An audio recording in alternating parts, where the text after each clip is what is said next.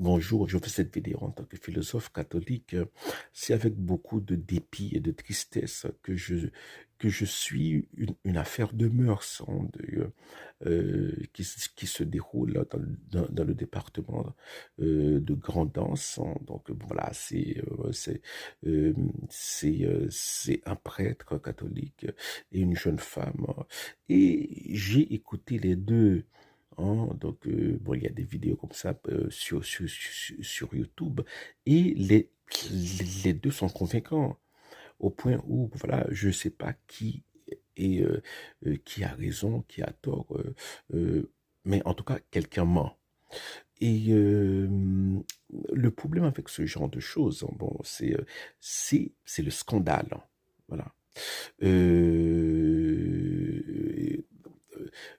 Indépendamment de qui dit la vérité, c'est le scandale. C'est que ce genre de choses vient écorner l'image d'une église qui est déjà très affaiblie, une église qui a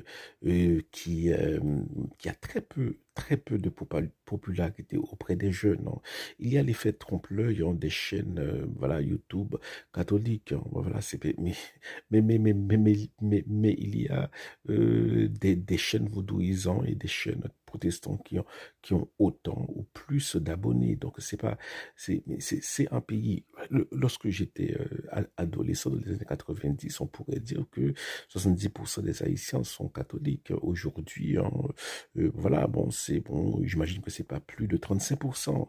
Voilà, donc c'est une église en perte de vitesse, une église qui disparaît, hein, alors que, bon, cette année, hein, on a perdu deux sœurs catholiques, voilà, de manière violente, hein, mais il n'y a aucune, bon, je veux dire que le leadership est absent, hein. Nous avons il y a un cardinal haïtien bon voilà, j'ai beaucoup de respect pour son éminence, mais on ne le voit pas. Voilà, il est aux abonnés absents dans un pays qui traverse des moments difficiles, hyper difficiles.